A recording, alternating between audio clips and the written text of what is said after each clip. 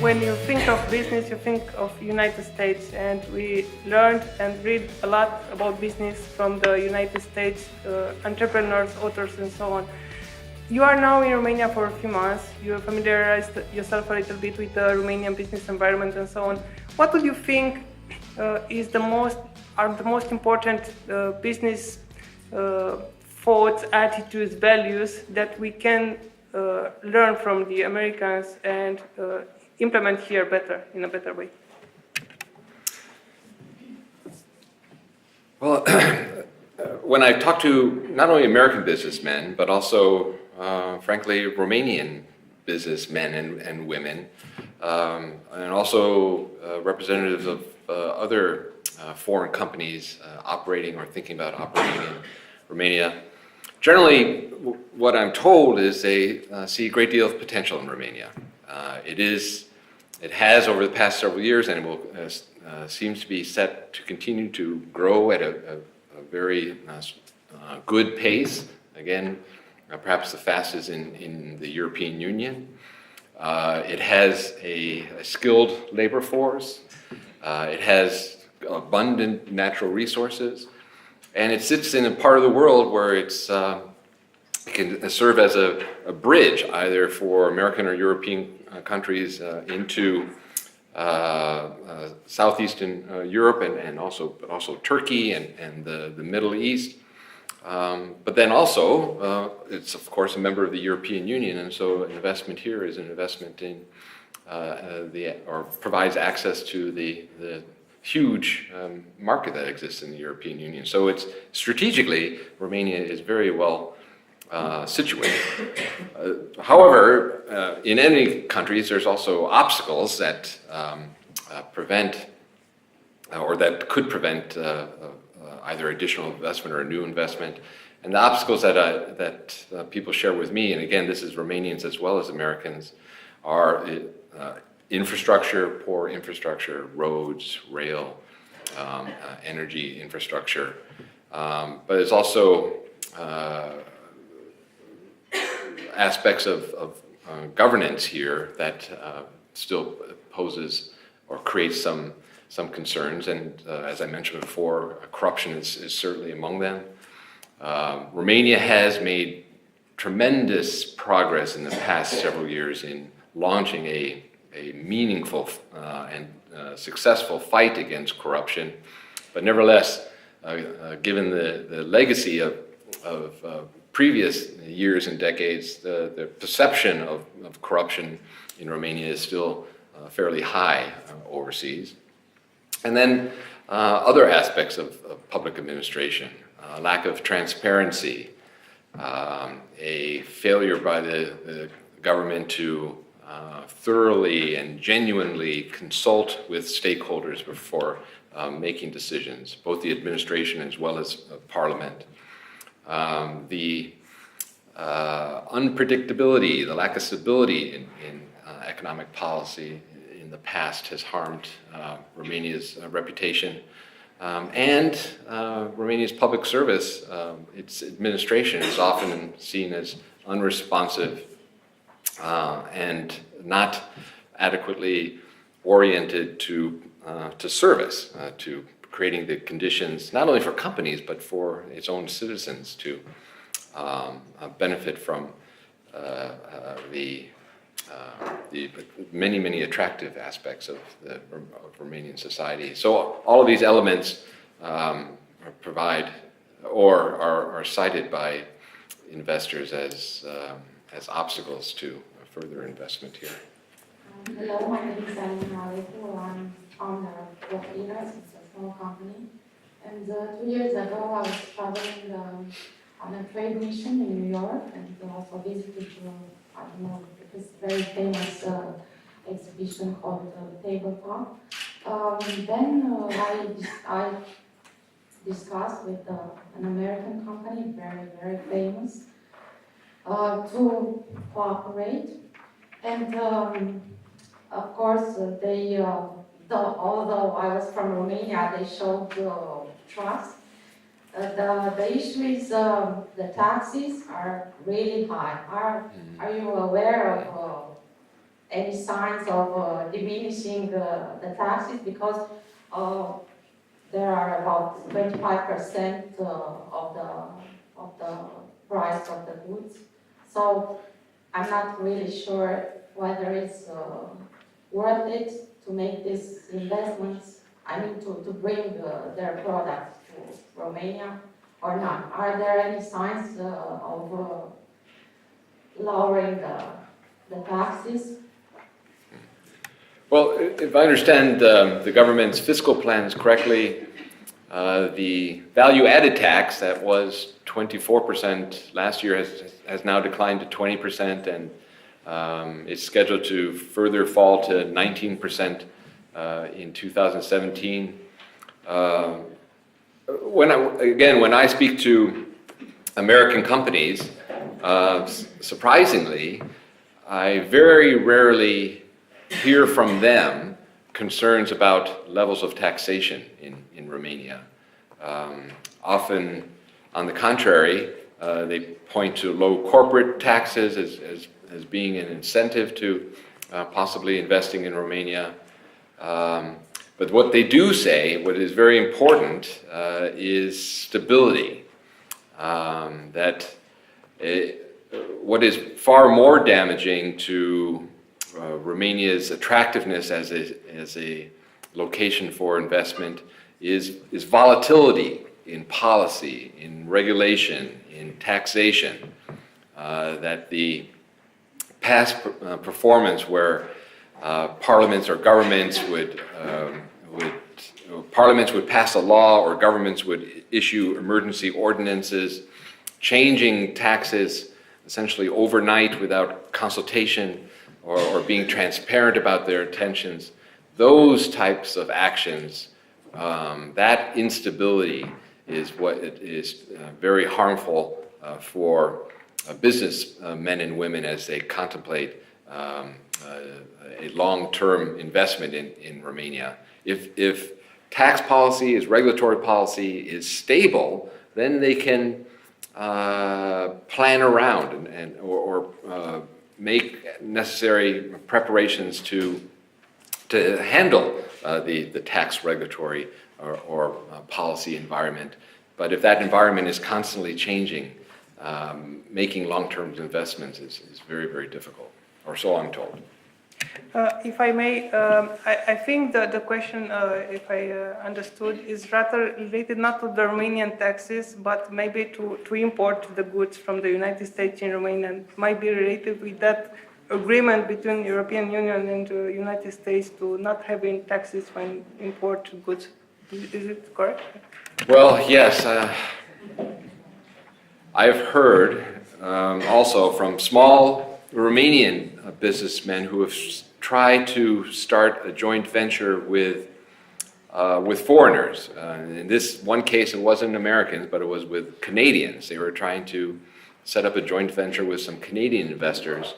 And part of the attractiveness for the Canadians is that they would be able to be exempt from the value-added taxes.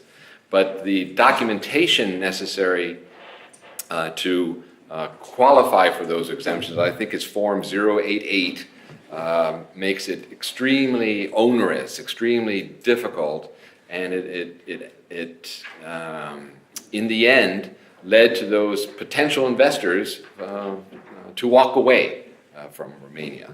Hello, my name is Emanuela Gavrila, and I'm the administrator of a company which has American investors. And we work, we try to work in gold extraction industry. And we are the only, as my knowledge is, the only American company in the extraction industry. So apart Exxon, which they left, I think. So I feel a need of working more closer with the American Embassy to find together a way of sending a message to Romania, because we have in this industry a very big opposition from some of the ONGs, NGOs, and there are all lies. And I think that working together would help us to send a clear and honest message to Romania and Romanian people, but also to find together a way of working with the government which are stopping us of going further, but they are taking our money because we are spending like a lot of money in the industry. So my request, let's say, is can we work, like our company and the American Embassy, together to find a message and how to approach better the government and to help us. Without question. And energy is important to us for a number of reasons, but one is it has to do with the first priority I had, and that is promoting security. We believe that given Romania's resources in the energy area, but also given its location, Romania can play a fundamental role in ensuring the energy security of Europe, improving diversity of sources, of diversity of routes into Europe, and providing a platform for not only foreign companies but also Romanian companies to take advantage of the resources that are available to this country, and through the development of those resources, contribute to the wealth and prosperity of Romania. Hello, my name is Diana Popescu. I represent Maragala and Associates, which is a business law firm that has had an excellent track record in working with US companies. And that experience was great in all respects, and we would like, of course, to see more of these companies doing business in Romania. Now my question is, you mentioned a number of obstacles for investors, and they are all related to the public side. But do you feel that is there anything meaningful that the private parties, the Romanian businesses, civil society can do to increase the country's attractiveness for investors? Thank you. I think one of the things we haven't discussed yet this morning is access to capital and the development of the capital markets here in Romania. And of course, the framework for those markets has to be established by the government. But there also seems to be, and this is an area that I have not explored in depth, and so what I'm about to share with you may be either immature or inadequately informed, but it seems like there's a reluctance also by Romanian companies to, for example, contribute to the development of the capital markets by listing their shares on the Bucharest Stock Exchange. And I know that sounds overly simple, and there are probably many reasons why Romanian companies, mid-sized and larger Romanian companies, have not gone to the Bucharest Stock Exchange. And I know experts tell me that the first step that needs to be taken is that large state-owned enterprises like Hidroelectrica, Salrom, perhaps the Airports Authority and others, that they need to go to the capital markets first to set an example and to really develop the minimal required depth and liquidity for the stock exchange to really function well. But I wonder if there's more for the private sector to do in development of ensuring that there's adequate finance available, and not only, and that the banks have some competition in the provision of finance to make Romania an attractive place for investment, but also with the financial resources necessary to ensure that future growth of companies is possible. That's the first thing that comes to mind. Thank you. My name is Adriana Ionescu. I'm marketing manager in a multinational company, and I'm honored to meet you. Mr. Ambassador, the United States is a key leader of the world in many aspects of life, in terms of security, democracy, and prosperity, the aspects that you mentioned before. But I think, and I hope you agree with me, that all these three aspects might become less relevant or useless if we don't take care of the environment that we are living in. I wonder if the United States can take authentic leadership in changing the humankind mindset in terms of how we treat nature and the environment we are living in, because we cannot enjoy our prosperity or security or democracy if the quality of our life is destroyed. The air we breathe, the water we drink, and the food we eat. So I insist on the word authentic. Could the United States take authentic leadership, take this responsibility, and to secure sustainable growth of the humankind? Because we have one planet that we all share. It's not about one country or another. We are all interconnected. We are connected with the nature that we are living in, and we have to stop destroying it and rather collaborate with it. Thank you very much. Very important topic. I thank you for the question and your comments. The United States has sought to take a leadership role in the effort to prevent environmental damage in not only the United States but around the globe. And I think it's been the case for several decades, but it was certainly true last year in the run-up to the negotiations, the climate change negotiations that were held in November in Paris. The United States working together with the European Union, but also very importantly working together with China, for example, exerted, I think, truly a leadership role in ensuring the successful outcome of those negotiations and the establishment of new targets for greenhouse gas emissions in the coming decades, to include making legal and regulatory changes in the United States to drastically shift our consumption of energy away from coal and other high carbon sources of energy to greater use of natural gas and other renewable forms of energy. I'm told that there are parts of Romania, particularly in Transylvania, that have the cleanest air in the entire continent of Europe.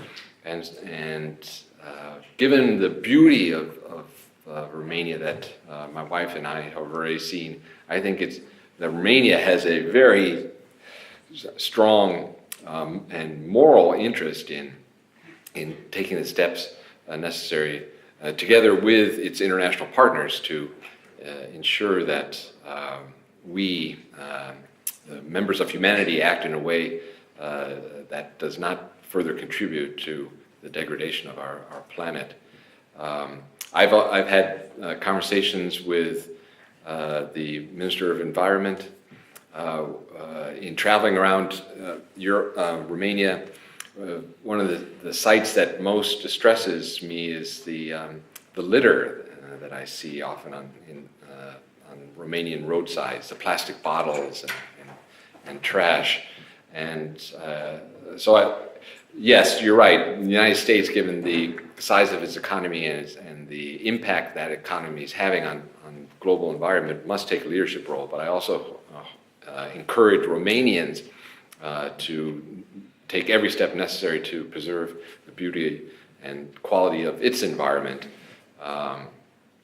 including being more conscious about litter and taking additional steps to recycle plastics and other materials. Thank you. Welcome, Your Excellency, to Romania on behalf of Etiquette Magazine. My name is Diana Picicovic. I will lead the security topics on behalf of the men. The main criteria we are here is that we are women, we have kids, and one of the most important components for prosperity is an education. What is your position, your country position, in exchanging material basis for the schools in Romania? Do you consider having a campus based on American values? And how do you think we should do? We should keep our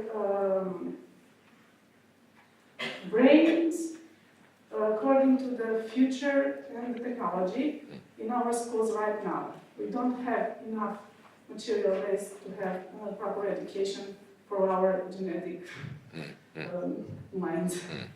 Thank you very much. Thank you. One of the things that I find inspiring about Romania and Romanians is the country's and are the citizens' concerns about health and education.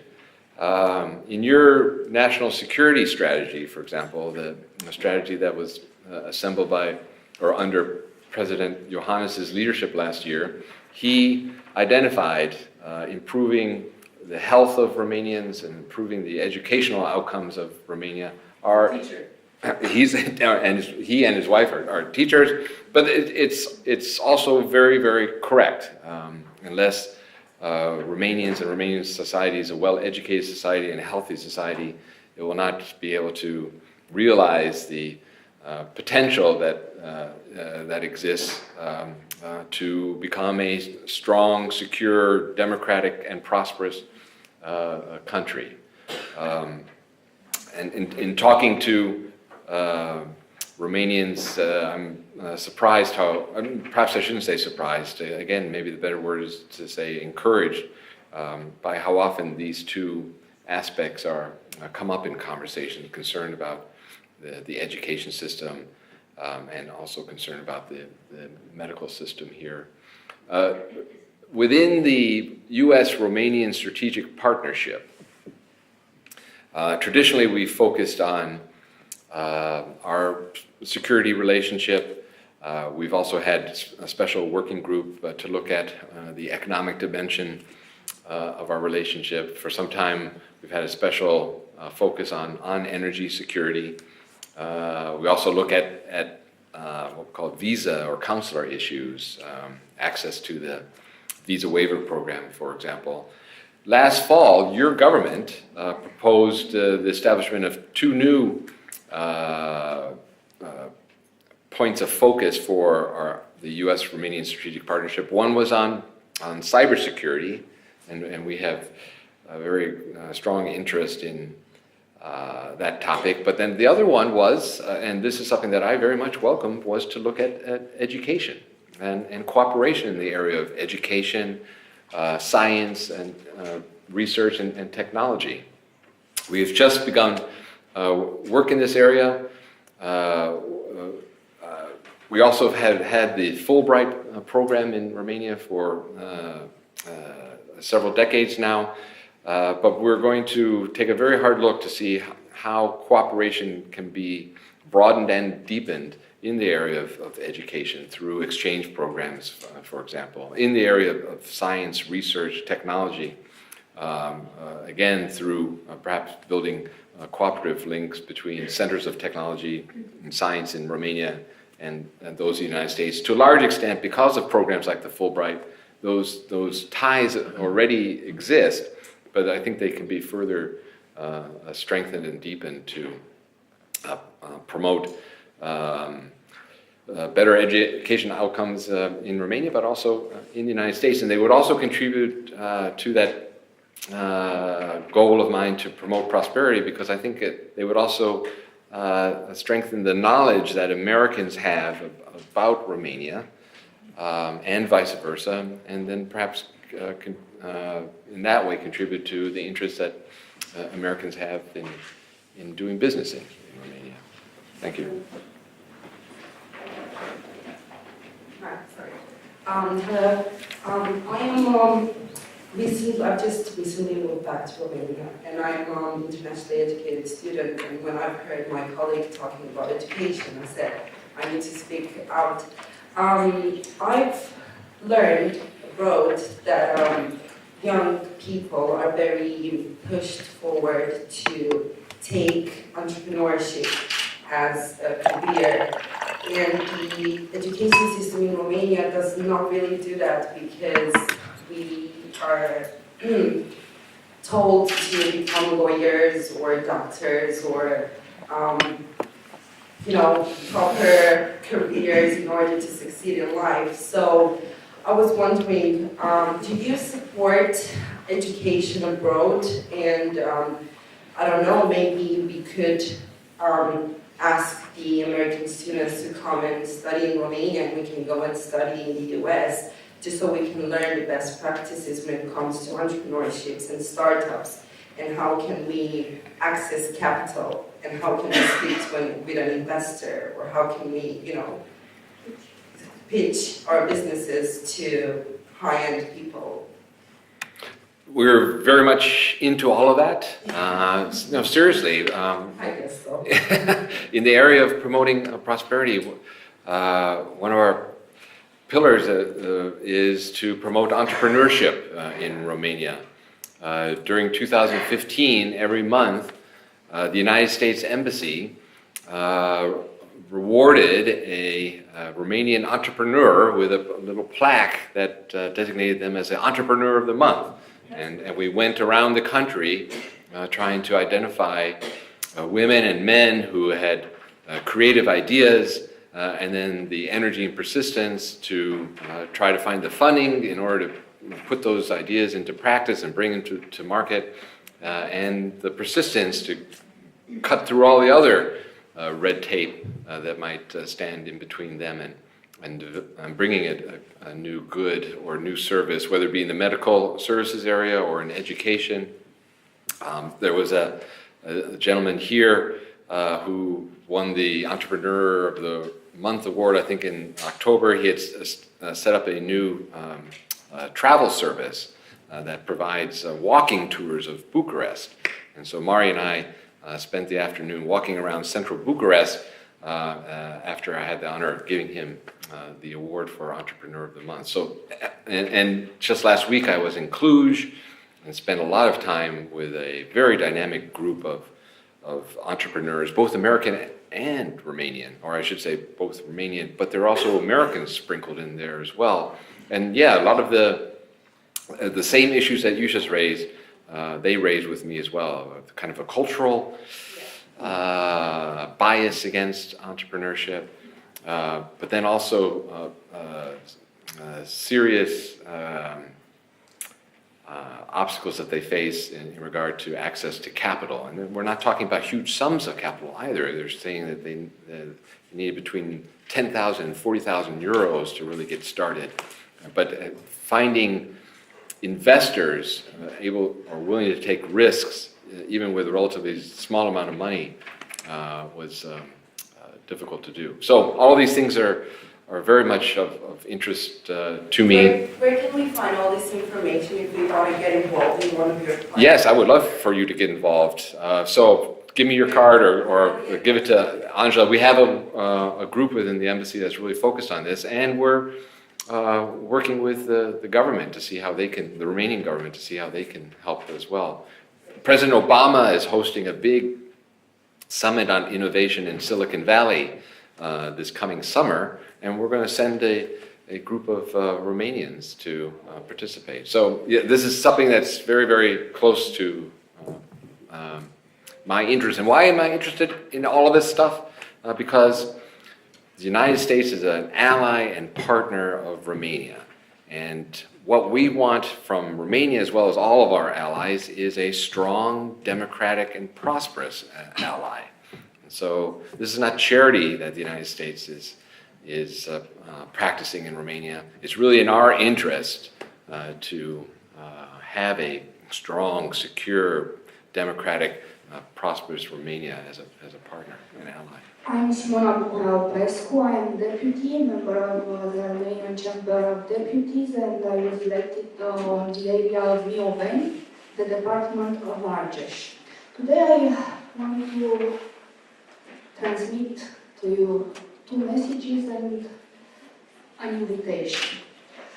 The first message, in fact, is not only mine, it's a message that the president of the Argeș County Council and the mayor of Mioveni asked me yesterday when I told them that I'll come to a meeting with you to transmit to you that we, the Department of Argeș, the area of Mioveni, We have very easy access to Bucharest. We are very close to Bucharest. We have an interesting field from the point of view of investigations. And we have two universities and, of course, you know, Dacia and the Nuclear Institute, which is very well connected to the American governmental structures. So, in fact, I want to tell you some elements about us, and I want to profit of this opportunity offered by businesswomen to tell that generally the Romanian people had historically attended the Americans a long period. But in Argeș, we have a friendly administration and business field, and we would like to work together to have the opportunity of building connections between our department, our city of Leuven, and American companies. So, this is my first message. Please help us to do this. Okay. The second one is linked by my parliamentary activity. We had a meeting with Mr. Maham Devoni in December, and we discussed about legislation. My message is that we have to do this more often, because we need to open minds and to have clear perspectives. And the invitation is that to come to Argeș, and especially to Leuven, because I've looked on your agenda, and from September you've tried to have a tour of Romania, but we will be honored and happy to have you as a guest and to know Argeș and Leuven better. Thank you. Well, I accept the invitation, and perhaps I can bring somebody with me from the American Chamber of Commerce, and it would be an honor to meet the mayor or the prefect of Argeș County, and I very much look forward to visiting. I had a chance to visit the nuclear facility. That's another example of, again, Romania operating really at the technological frontier. Was very, very impressive. And you're right, the links with American research institutes is very strong there. But I would very much like to know your county better. In terms of the other point that you raised about consultations with the Chamber of Deputies or with the Romanian Senate, I would be very eager to support increased consultations that you have with stakeholders, including American businessmen or women or other or representatives of American companies, or with us. I've now had a meeting with the Foreign Affairs Committees of both the Chamber of Deputies and the Romanian Senate, and I was astounded to learn that I was the first American ambassador ever to meet with those commissions. But I'm very eager to do more of that. Meeting with the representatives of the Romanian people in Parliament, I think, is very important. And it's also very important for Parliament to thoroughly consult with stakeholders as it's considering new legislation. Thank you. Angela Nene, I'm President of the Association of Independent Directors. Our purpose is to increase the awareness of professionalism and independent directors in Romania, to increase the awareness of the shareholders, state or private, of being leaders through values. And we know that there are money being invested in Romania, but we need more professional companies and transparent companies. And our role is to bring these companies, to work with them and to bring them on the stock exchange. I was also in the team which established the stock exchange from zero many years ago. The stock exchange needs transparency, and transparency is also an important term for the politicians. My question is if you could help, or if you could consider twice a year having an event for the Chamber of Deputies and Chamber of Senate. Where on leadership through values, where only to put together some very well-known American leadership gurus in the same room with our Romanian politicians for increasing awareness of leadership and values. Thank you. Well, that's a very interesting proposal. I'm fully in support of improving the understanding of leadership and values by Romanian members of parliament. Exactly the role that the United States could, or that the U.S. Embassy could play in sponsoring such an event. I need to do some homework and take a look at that. But let me explore. I think it's a very good idea. My name is Georgiana Palas, and I'm honored to meet you here. I will be very short. I work in fashion. I am the exclusive franchisor for Gerard Darel and Lancel in Romania since 7 years ago. And now I'm going to make a step forward in fashion in Romania, and I want to develop the American side. So I would be interested to get in touch with Victoria's Secrets, with Polo, Laurent, and Under Armour, which is a sporting product. So this is my wish, because I tried to get in contact, but I didn't manage to. Okay.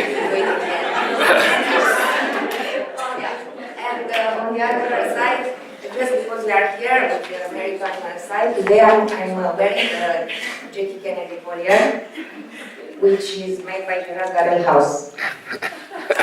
All right. Thank you. This is for me today. But I'd be happy.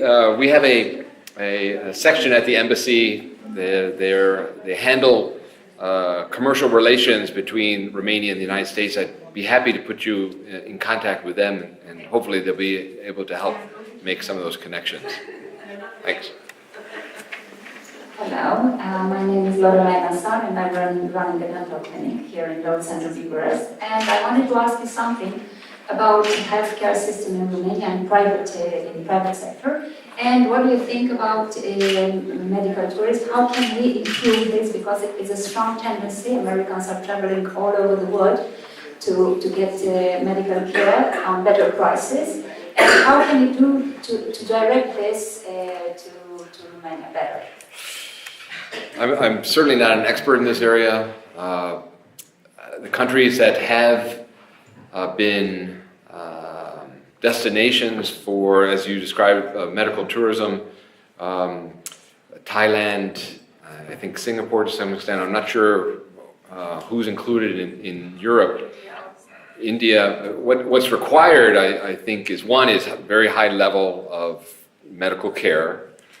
And then transparency. Transparency is essential. So fees and cost of services have to be very firmly established and understood by both the service provider as well as the customer. And what I'm thinking about here is, my concern is that I've never received service at a Romanian hospital, but it's my understanding that when a patient goes to a Romanian hospital, in addition to the listed fees that must be paid, doctors often request something in addition before providing service, I just don't think that could operate, or I don't think a medical tourism, as you describe it, I just don't think it could operate in that kind of system or culture.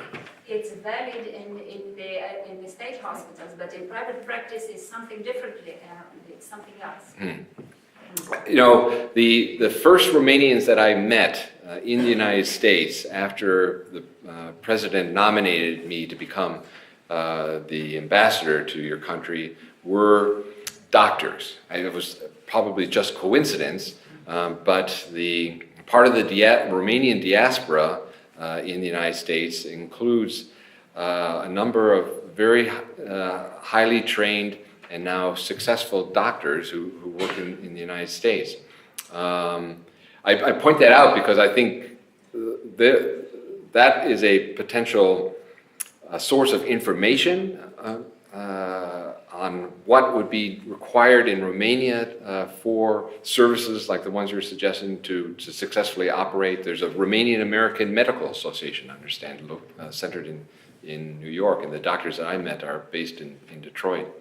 But then they also might be a good source of information for what Americans are looking for in terms of services, medical services in this area. Hello, honored to meet you. Sylvia Akitse is my name. So I wasn't going to ask you anything, but coming out of this brainstorming, I feel obliged to do that. On a personal Romanian level, let's say, not only business-wise. I would refer to the beginning of our meeting. You said that the priorities of the United States with regards to your mandate in Romania are addressing basically democracy, anti-corruption measures, and prosperity. The point is, the point I'm trying to raise for you to comment is the fact that maybe you have a way of explaining to us, for us to learn as a society, first of all, because the businesses address the society. How do we raise the general level economically in Romania so that the businesses may actually prosper? Because you've had a crisis in the States and you've dealt with it. President Obama started with yes we can and we can go through this.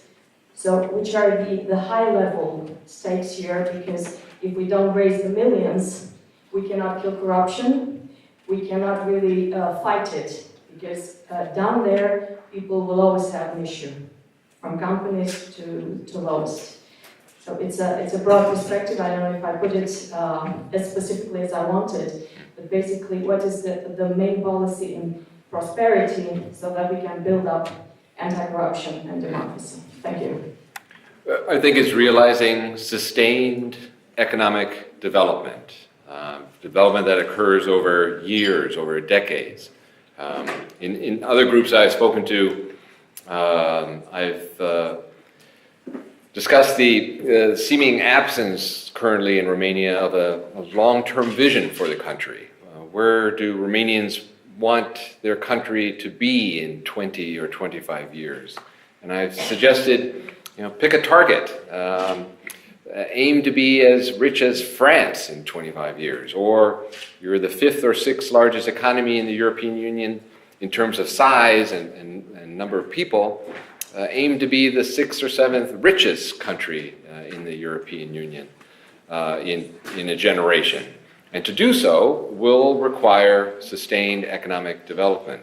To some extent, I think that happens as a natural part of economic conversion, that there are efficiencies to be gained in Romania and business opportunities that are available in Romania that are no longer available in France. And as a result, the Romanian growth rate is going to be relatively high, at least if the policy environment is more or less correct. And we see that already. As I mentioned early on Romania is likely to be the fastest growing economy in the European Union this year. So what is critical is that that high growth rate be sustained for not just 1 year, but 2, 5, 10, 20 years. And that takes putting into place, making the investments so that we ensure that we have the right infrastructure, not only highways, but also health and education systems.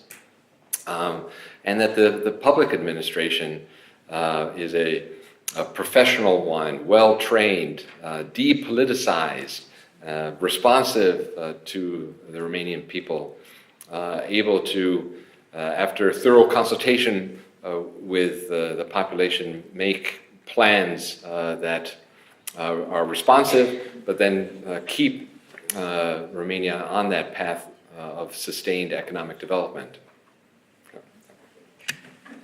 Thank you very much for these wonderful and interesting questions. Thank you very much, Ambassador. And I hope we'll have a future opportunity to meet you again and to ask some questions.